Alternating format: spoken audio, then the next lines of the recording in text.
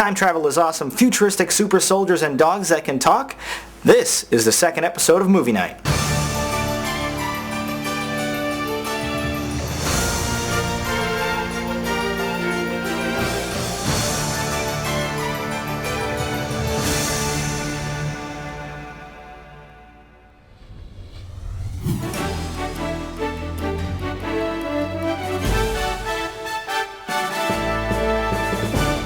Hello and welcome to Movie Night, YouTube's only interactive weekly movie review show.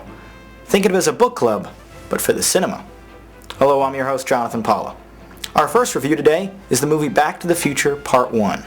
Released in the summer of 1985, Back to the Future went on to become the #1 movie that year, grossing over $380 million worldwide.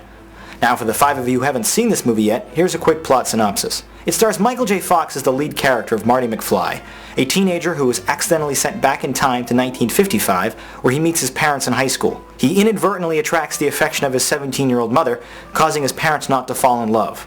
He has to repair their relationship and find a way to get himself back to the future. I mean, this movie is fantastic, absolute perfection across every phase of the film. You know you've got a great film on your hands when people are still referring to the characters by name nearly 20 years later. Although I suppose that the 2 sequels, a theme park ride, animated series, and 4 Oscar nominations are pretty telling that you've got a great movie on your hands. I mean, what's not to love about this film? Likeable and detestable characters, an awesome storyline, endlessly quotable dialogue, great music, impressive special effects, and a climax that to this day still impresses. I mean, there's not much more I can really say about this film that hasn't already been said, so let's see what you guys had to say about Back to the Future.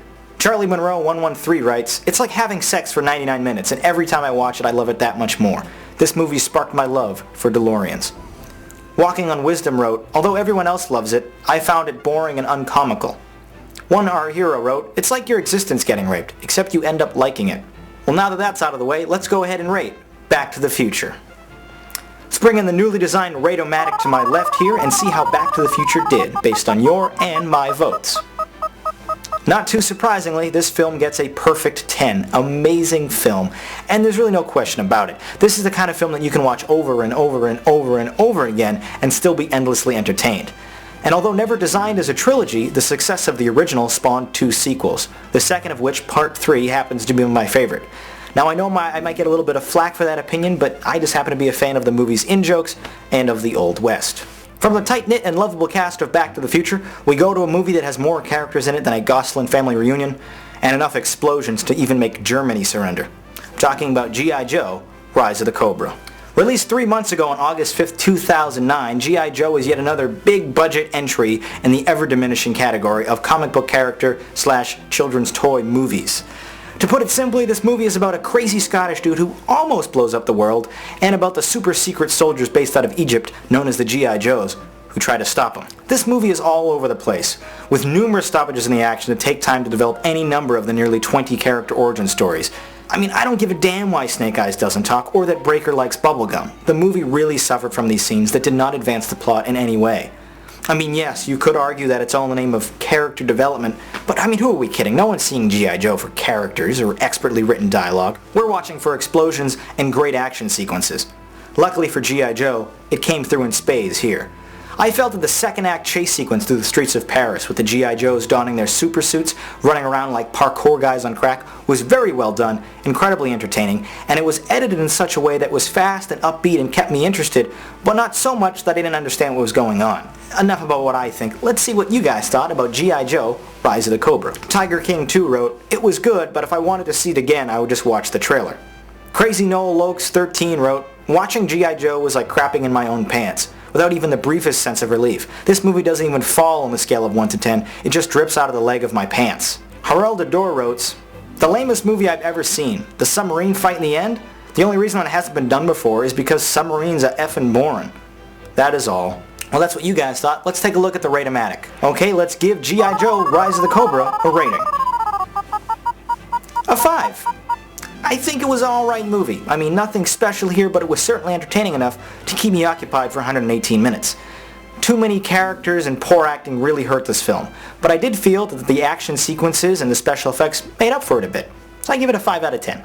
Our next movie tonight is Disney Pixar's Up, Brand new to DVD this week, it was originally released on May 29th of this year. It went on to gross over $650 million worldwide, making it Pixar's second most successful film, behind Finding Nemo. The heartwarming computer-generated family film is about an old man, Carl Fredricksen, voiced by Ed Asner, who heeds the dying wish of his late wife to travel to South America in a floating house suspended by thousands of helium balloons. Along the journey, he teams up with an overeager wilderness explorer scout named Russell, who is just trying to get his Helping the Elderly merit badge. They run into some strange and curious creatures along the way, and of course a villain or two. Really though, this movie isn't about any of that. The real focus of this movie is the emotional development of the two main characters, Carl and Russell. In the opening minutes of the film, we're presented with a very moving, almost tear-jerk montage of Carl's life with his wife Ellie, from when they first meet, to their wedding, to her eventual passing. This is undeniably the strongest part of the entire film, and sadly, the movie does tend to go down from here. It was the middle of this film that I wasn't particularly crazy about. After the sobering and touching opening 20 minutes, the film starts to get a bit silly, introducing talking animals, crazy landscapes, and villains that just seem misplaced and overambitious. And I felt the label of family comedy was very poorly chosen, as this movie dealt with some very serious non-family issues like infertility and abandonment. And in terms of comedy, besides the talking dogs, this movie wasn't really that funny. Now granted, had you just gone ahead and labeled it what it is, a computer-generated drama, I would have had a much better time accepting this movie for what it was, which was very good. That's what I thought about Up. Let's see what you had to say. 13Dragon000 wrote, Up is one of the best Pixar movies ever made. It has excitement, comedy, adventure, and even a really sad part. T. Jackie wrote, Up was probably the least funny movie that Pixar has made so far. Not a lot of funny moments in it, and that's a shame. Bobashi J wrote, I am a guy. I teared at the beginning of Up. That's how good it was. Well, that's what you thought about Up. Let's see what the Rate-O-Matic says. Gonna go ahead and rate Up based on what you and I thought about it. An 8. And despite its inconsistent tone and some goofy characters, I felt the development between Carl and Russell really saved this movie and made it very worthwhile. I give it a great. That about does it for this week's show, but let's take a look at the two movies we're going to watch for next episode.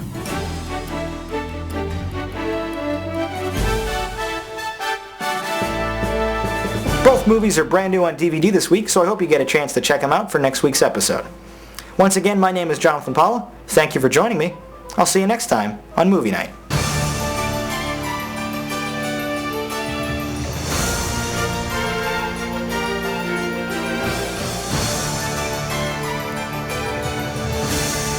Hey, Doc, we better back up. We don't have enough road to get up to 88. Roads? Where we're going, we don't need roads.